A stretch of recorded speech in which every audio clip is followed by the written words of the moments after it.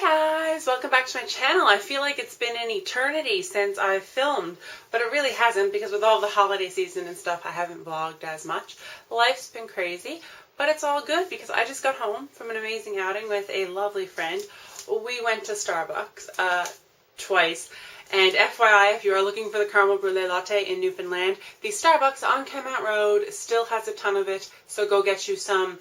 And the one in the mall is expecting a shipment tomorrow, and Target Starbucks still has one. I may or may not have been to all of the Targets in the last day or so. All of the Targets, all of the Starbuckses. FYI. So tonight Mary and I went out to dinner, and we got our nails done, so I got treated to a manicure, which was nice. But that's not why I'm here. I'm actually here for a product review because, well, what can I say?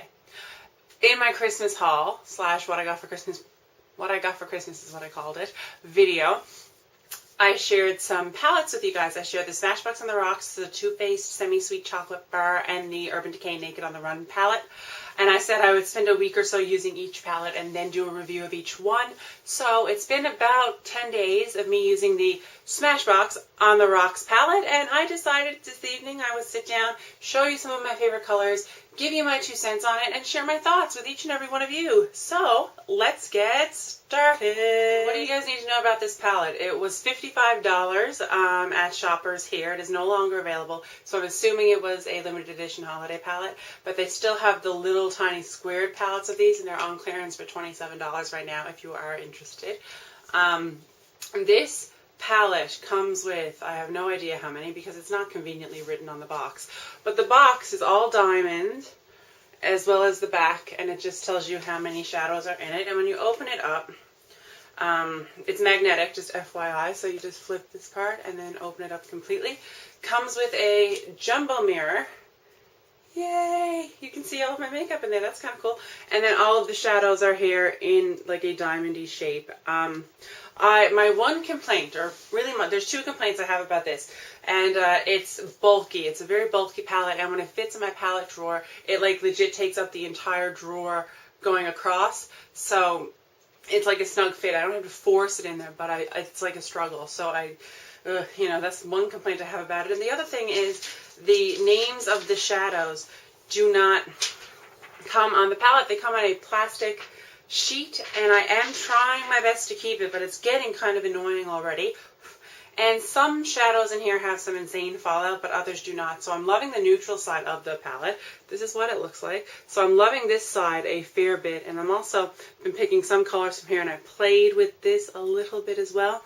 But I am a big neutrals girl. So the some of the colors that I think were really nice for like a holiday look are Asteroid and Moonlight, which is in the opposite side of the neutrals palette. So they're these 2 colors right here.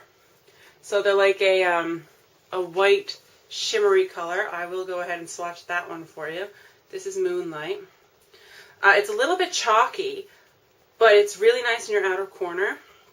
Just to highlight, you can barely see it there. My hands are like ice, guys, just FYI. I was just outside. This is Moonlight. Moonlight, I really like it. It's really buildable. It was a really nice lid color. Like, it was almost like a New Year's Eve kind of color for me if I went out, which I did not. But, again, that kind of thing. There are a few matte shadows in this palette as well. I do like the fact that the taupes and, like, the beigey nude colors are definitely matte. There's a lot of shimmer colors, but the fallout on this palette is extreme. I find myself constantly cleaning up when I'm doing my eye makeup with this palette, but the colors are really nice. Like, the blue in this palette is really pigmented. Like, it shows up beautifully, like, on skin, so I'm really happy with that. But again, like I said, the fallout's the biggest problem with this, I think, and the size of it.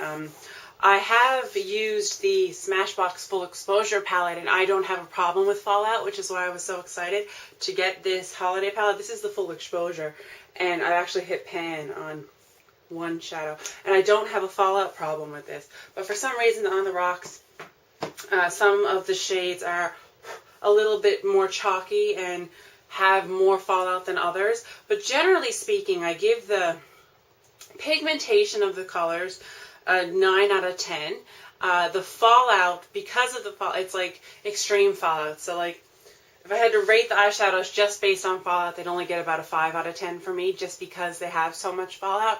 But it's manageable because the pigmentation is so good, and there is a variety of shimmer and matte shades in the palette, so I can live with it. It is an all-in-one palette because you do have your neutrals and your colors. You can definitely do like a more office look with this, or an out on the town look.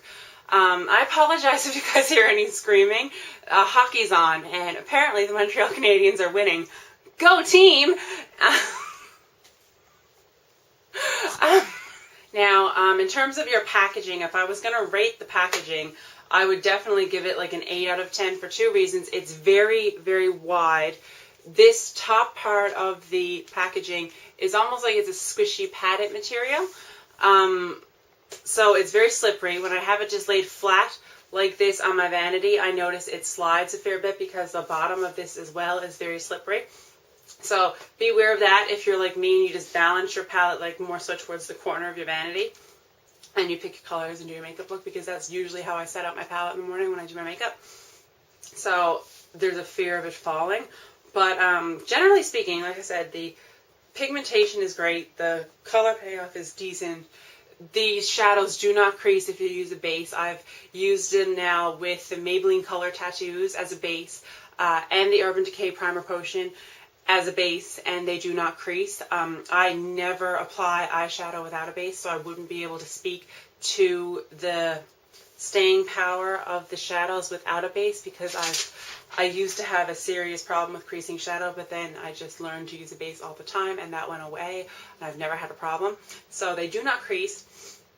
Overall, how would I rate this palette? As I sit here and ponder that thought just for a second, I would give this palette an 8 out of 10. It was definitely a great Christmas gift. I'm really, really glad I got it.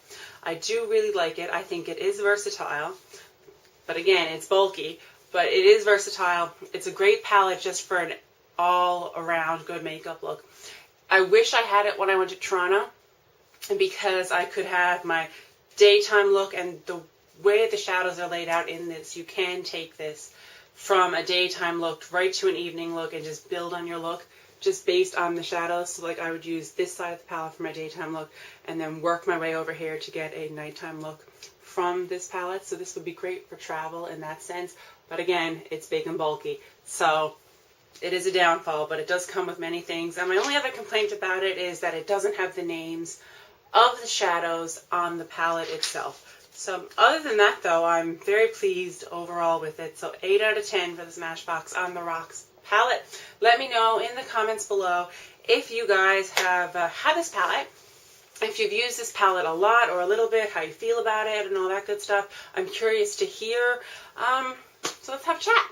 If you guys like quick mini reviews, give this video a thumbs up. I will do my best to do more, and the plan is to go through all of the stuff that I've gotten for Christmas and share with you my thoughts on each and every one of them.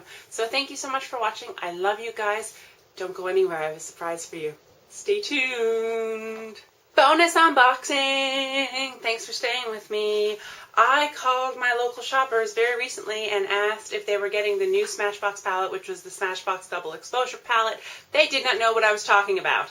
Got on the Sephora website, looked at it, put it in my cart. Was about to order it, but something in my brain told me not to, and just wait a couple of weeks and see if Shoppers gets it. I went to Shoppers, my itty-bitty Shoppers in Churchill Square, to see if they got it. Well, not really to see if they got this palette specifically. I was there picking up a gift card for someone and had to walk past, like, the way that Shoppers is set up, you have to walk through the baby beauty boutique, and the only, like, big names they sell are Smashbox, Stila, and Benefit. They don't have anything else in that beauty boutique, and this was on display, so I literally had a stroke, picked it up, got my gift card, and I now have the Smashbox Double Exposure palette. It is $68. I just wanted to quickly unbox this with you guys. I have the full exposure palette from Smashbox as well, and I really, really love that one. So I'm going to quickly open it for you. It comes with the Smashbox Full Exposure Mascara. And what this palette claims, I'm not going to test this theory out because I'm going to save it for a whole new review video for each and every one of you guys. But you get a baby mascara. this palette claims that it is really 28 colors in one, not 14. So you can use them dry or you can use them wet. And I'm curious to see how true that is. I'm not seeing very many matte shades. This is what the colors look like. This is a completely untouched, unswatched, unused, on everything palette, fresh out of the box, and I'm dropping it. But yeah, so that's what it looks like. I will be doing a review on this some point in the future, probably going to compare it to the full exposure, and I will let you know if the colors are better wet or dry, and I'm excited to share that with you guys. So don't forget to check back for that in the near future. I'll talk to you guys later. Bye!